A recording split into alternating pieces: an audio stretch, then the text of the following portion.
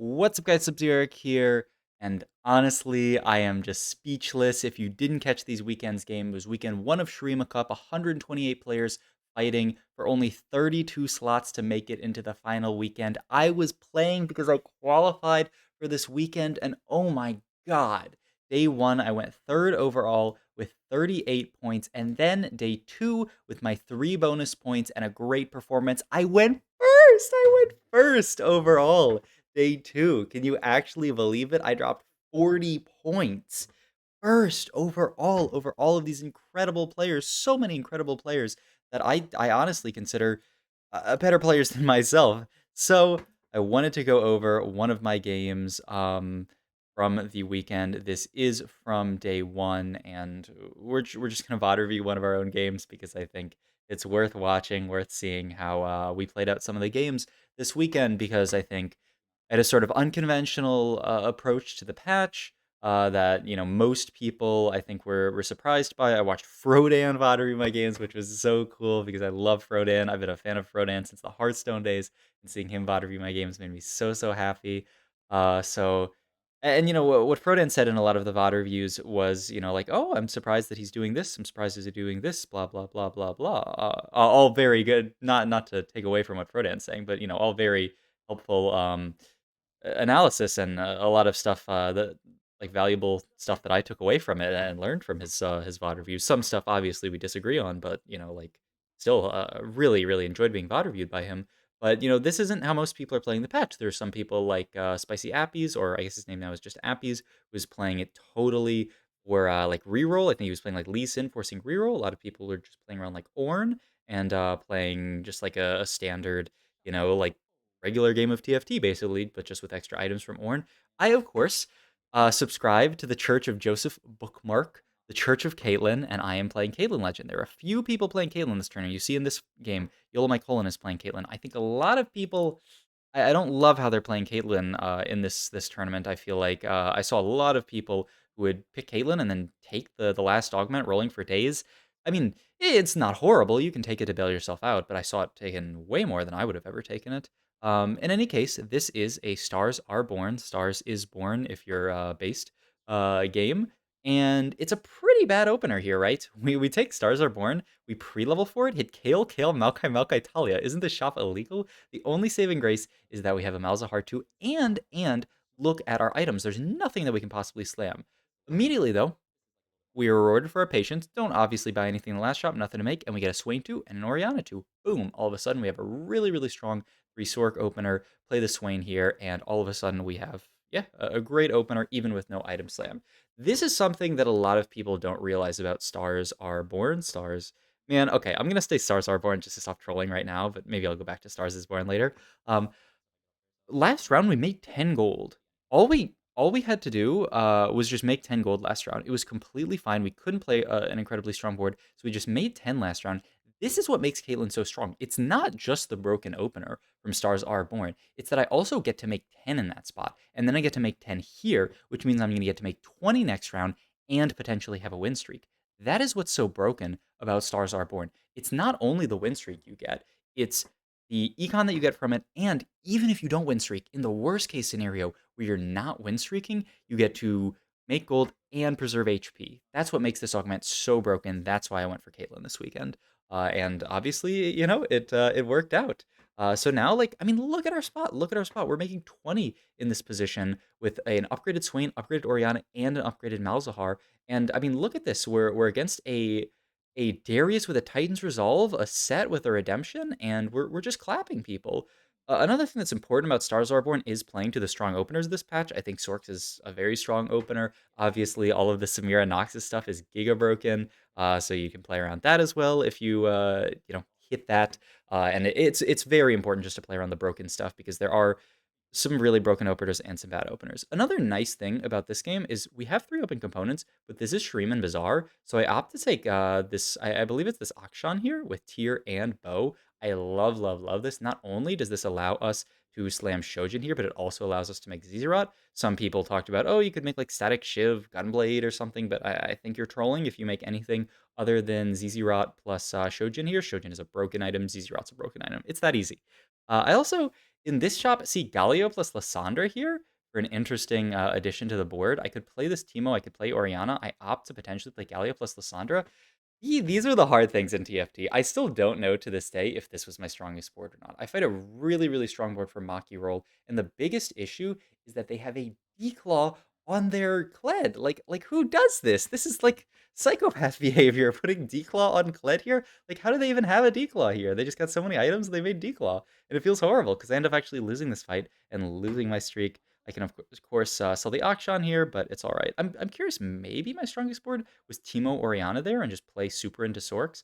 I'm not 100% sure. I do know that now that we've lost our loss streak, we want to just hold all of the relevant units. What we can do here is still make 30 gold by getting rid of these Invokers and just playing the Teemo plus the Cho'Gath in this situation. Another important thing is you do not, under any circumstance, want to slam the ZZ Rot onto this Swain. That's why I have to play Cho'Gath here, or just some extra unit to put the ZZ Rot on, because Swain later game ideally is going to be holding this Ionic Spark. Like, ideally this Rod becomes Ionic Spark.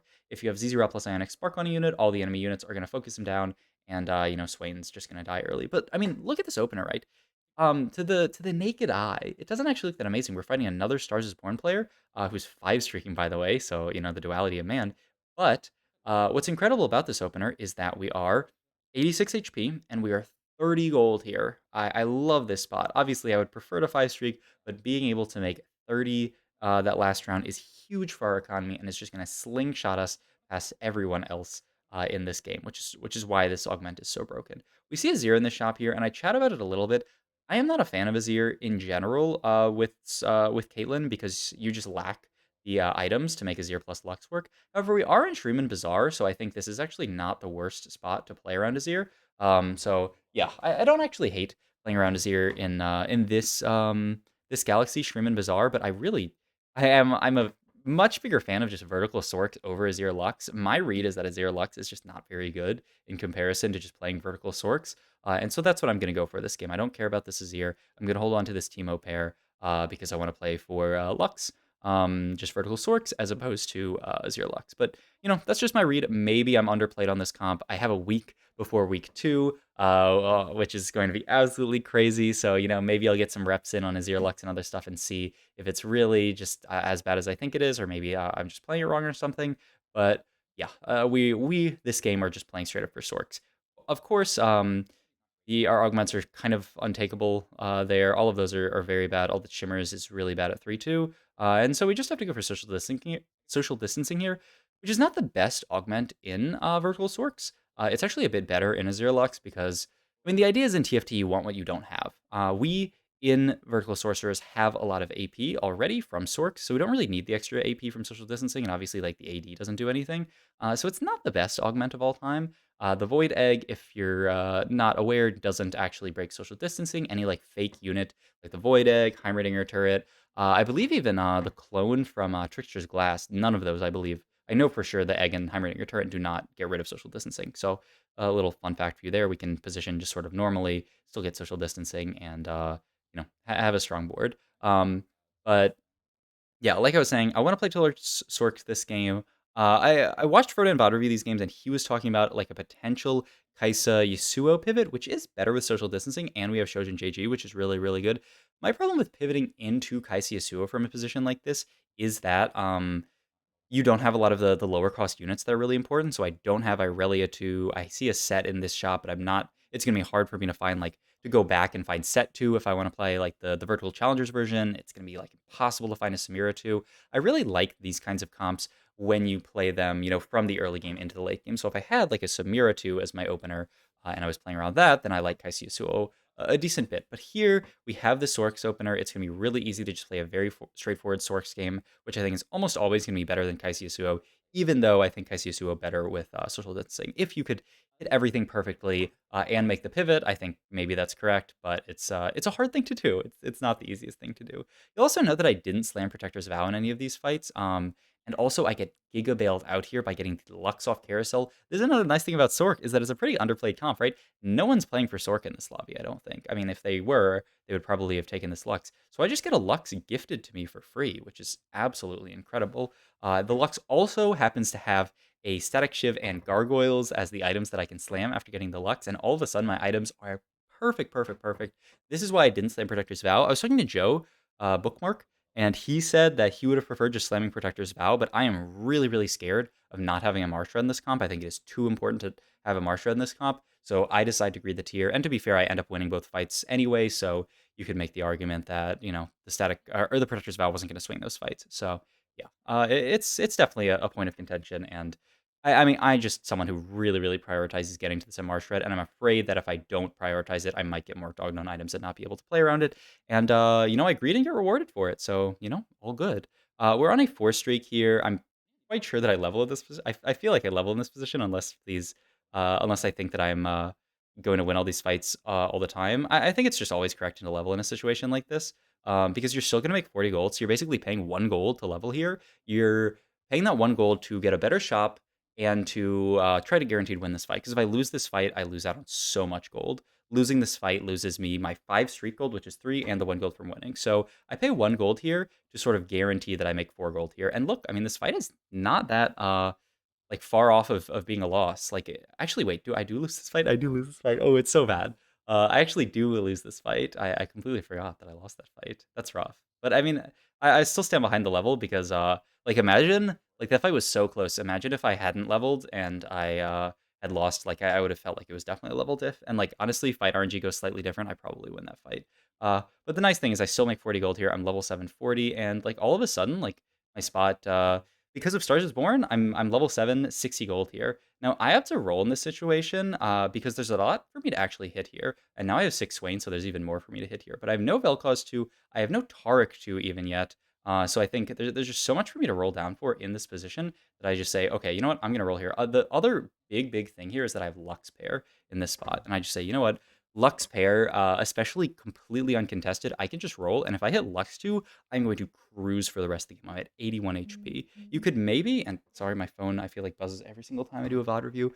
You could maybe make the argument that this is not greedy enough and that I could play greedier here. And you might be right. I think I really like just rolling in a situation like this because if I hit Lux 2, I get bailed out. Augments here rolling for days, you always reroll basically, and I roll to Know Your Enemy, which is a Giga Broken Augment. Stole this tech from Joe Bookmark as well, where he just says, Know Your Enemy is broken. If you compare Know Your Enemy, and yeah, I'm actually just going to keep rolling here until I find this Lux, because I know I'm uncontested. The chance of me hitting Lux here is really high, and now I can pivot my board into a 4 Sorks version, play around this Lux 2, and just get the Malzahar out, get Vel'Koz in, and all of a sudden my board looks like kind of insane, right? And just easier out portal on the Scion. If I didn't hit this Scion, I probably would have tried to play around 6 Sork. The second I see Scion, if you have like really strong +1 units, Scion, Rise, Heimerdinger, um, anyone else like Sante kind of, but not really. Like Shen 2, I prefer to play just like the 4 Sork variation. I also don't need the super high AP because I have social distancing, but a bigger thing about 6 Sork is that it just gives you the ability to like the double shock on Sork on like 2 units. So it's I think in this position it makes perfect sense to play 4 Sork because I have a Scion and I want to play the Scion on my board. So yeah. But that's why I go for it. I also do this V positioning with Tark, which I think is appropriate here, so that I can get Tark to try to walk up next to either Swain or Scion here. You want Tark to be getting maximum value on his shield by shielding an ally, especially Swain with this Gargoyle. If Tark can shield this Swain, the Swain is going to use that extra HP much more because of the Gargoyle Stone Plate. So yeah, and we're also 2 off Swain 3, so it's actually like very reasonable that we hit a Swain 3 this game. But as you can see, 69 HP here. The game was never hard. The game was never ever hard in this position. I played an uncontested line. I used Stars is Born to accelerate my early game and my early game econ. So I basically played the entire game from ahead. Like I was never low HP this game. And yeah, I mean, this is how I played a lot of the games this weekend, where it feels like the games were never in doubt. Like I was never really nervous about the outcome of some of these games. Obviously, there are some where late game, you get like nervous about the outcome. But in this situation, I've basically already ensured a top 4, which is really important in tournaments like this. Just getting consistent results, because that's what it comes down to at the end of the day, is just consistently performing after game after game after game. So yeah, like I really, really like the strategy for getting consistent results. And, I think like if you're watching this and, like you're not playing in these tournaments, but you're playing in ladder, I think this is another great strategy in ladder to just get really consistent results. Because look how strong my board is, by the way. This Lux is just a beast. Just kills every single unit. Like, my God. Lux 2 in this spot with Know Your Enemy and everything it's just really solid. The other reason, by the way, that I go for this Scion here, which I believe I thought about in the game, but maybe it's just I'm thinking about this afterwards, is that Know Your Enemy is a lot better when you can fit in like +1 units um, that everyone else is going to be fitting in. So the easiest example is like Heimerdinger. If I put a Heimerdinger on my board and someone else puts a Heimerdinger on my board, I get Know Your Enemy value. It's an extra 5% damage. So like, in a lot of these fights, I do not have it because no one has Sork, Demacia, or Multicaster in. Once I can get like Heimerdinger in, if I can get like Rise in, like if anyone else has those units late game, then I'm gonna get Know Your Enemy value. So yeah, I fight Larchstone here, and I fought Larchstone at the beginning of this stage. Larchstone had an insane level 7 roll down, just rolled down and found like Zeri 2 plus an Urgot, or maybe it was like Urgot 2 and then he just found Zeri 2. Their board is insane. So a little bit unlucky to actually fight them, to like have my stage 4 be bookended by fighting them and then fighting them again. They are like one of the scariest people. I'm pretty sure the scariest person in this game right now because they just hit so early on such a broken comp. But regardless, I mean, I'm very, very healthy. Uh, my items here end up being BT, which is a little bit awkward, and I end up making a guarantee, which is like also kind of awkward. I have 20 gold to roll here, and I want to find something good to put in. I immediately find the Heimerdinger, and now I want to roll to hit my Heimerdinger upgrades. Hit one Shrinko here, hit another Lux, by the way, and look at this, by the way. I want to play. I realized that once again, no one's playing Sorks in this lobby, so I can play for Lux 3 pretty reasonably. My last item has to be BT, and it has to just go on Swain here. I have the remover here if I need to, like if I find a better item for Swain later, so it's not even the worst, but it doesn't feel amazing, obviously. We've had a pretty strong Darius board here, and we just don't have the front line, nor like the burn to get through it. That's why Burno is going to be really, really nice when I can get it, so that I can start like burning through some of these units. And I end up finding Jarvan here. This, of course, slots in perfectly to the board, and like this is just our board. We do get the option for Shen 2 here, which I end up just rolling over. I'm not actually sure about Shen 2 versus Sion here. I'm pretty sure Shen 2 is slightly stronger, but the downside is that you lose the sort of like opportunity cost of being able to hit Sion 2. Like you lose the Sion. Also, last fight, I'm pretty sure I did not have my turret next to Lux. I need my turret next to Lux here so that the turret is shredding her target. Because the biggest downside to the fact that we have Static Shiv this game instead of Ionic Spark is Static Shiv does not immediately apply Shred on the enemy front line. You have to wait for Vel'Koz to get 3 autos off, and Vel'Koz in this setup autos, I think, twice and then casts here. So it's actually very, very hard to end up getting the Static Shiv proc. It's like auto, it might even be one auto there, I'm not sure on the Vel'Koz, but all I know is that Vel'Koz always casts before proccing Static Shiv, which means without this Shrinko turret, Lux is not actually on her first cast getting any MR reduction, which feels really, really bad.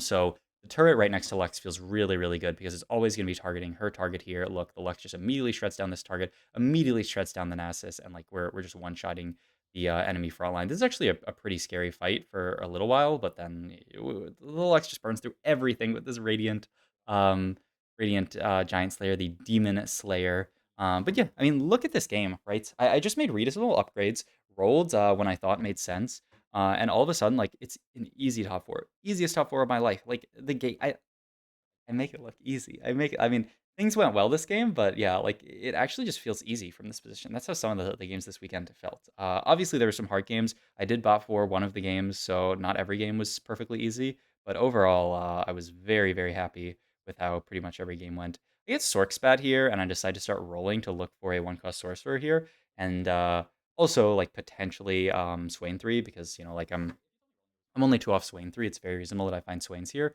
Um, but I see this extra Lux and I say, okay, well, I can buy this Lux here. And, now I'm 6 out of 9 Luxes. I actually get Zephyr'd here, by the way. This guy nails the Zephyr on me. This is Large Stone again. And I'm like, God damn it. This fight ends up actually being pretty close. Yeah, insanely close, actually. I think without Zephyr, I might have killed them, which is wild. But it's okay. You can't win every fight. You can't beat every Zephyr. But yeah, I'm once again in just like a very solid spot by this Jarvan here. I still don't have Jarvan 2. But yeah, my thought is that I really want to get in 6 Sorks. 6 Sorks is a big spike. And now I can actually fit it in without cutting one of either Heimer or Sion. I only have to cut one of them, but I get to keep one of them. And so I'm just going to opt to keep the Heimer here. Also, if I ever hit Swain 3, my front line is nowhere near a problem. So like that's the other idea is that like especially if I hit Swain 3, which is quite reasonable that I hit, and especially as well if I hit Jarvan 2, all of a sudden like my front line is chilling. Heimer's also a huge bonus in fights like this with that big grenade, like him stunning Darius there made that fight almost playable. But I do end up losing this fight. But like I was talking about with Caitlyn, what's really nice is that I lost these last two fights, stage 5. I went from here. Let's go back real quick. What was I at? I was at 30. No, I was at 45. I lost 20 HP over two fights. 45 down to 25. But you see, I'm still third HP overall because of how much HP I saved early. There are a lot of games I've played many games like this where you're lose streaking early and then you just barely stabilize on a board like this, but you're like 10 HP, you're 15 HP, and you say, okay, I have one life, it's fine. And then you just take two quick losses like that, and then you're out of the game. And in this position, I would be fifth. But because of Stars is Born, because of Caitlyn, I save all of this HP, and all of a sudden, well, not all of a sudden, actually, very slowly across the entire game, my spell looks amazing. I end up getting Scion Pair here, and I'm going to roll for it for sure, because there's potentiality that I can just hit Scion 2, and if I hit Scion 2, I gotta get that in for sure. But I don't hit it, so I say, okay, I'll just put my items on Jarvan here. I take Protector's Vow. Actually, I want to check. Was there a better item here? I like Protector's Vow Jarvan a ton. Other option is like Gunblade for Vel'Koz. I don't think that does very much. I think if I just let a Lux time, let her cook, then this is best. You do have to make sure that you take Lux out and put her back in to give her the Radiant item because this is a Radiant Gunblade on her, so really, really important to keep. But yeah, we're one off Swain 2.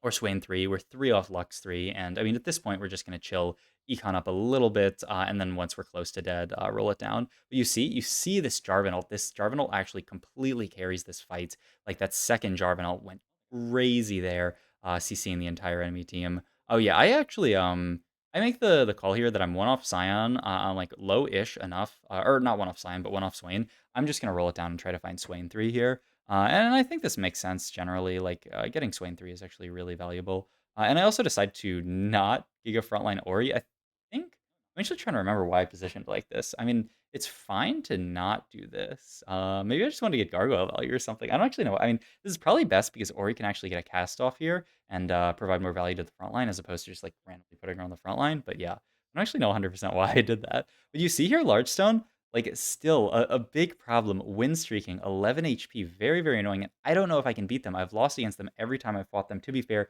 that Zephyr last sim was a huge issue. And I think if I find Swain 3, we can easily, easily, easily win this fight. But, I roll down, don't find Swain 3. I'm fighting Yanify, who I've beat, I think, every time. And we're just going to swap sides right at the end here just to keep them on their toes.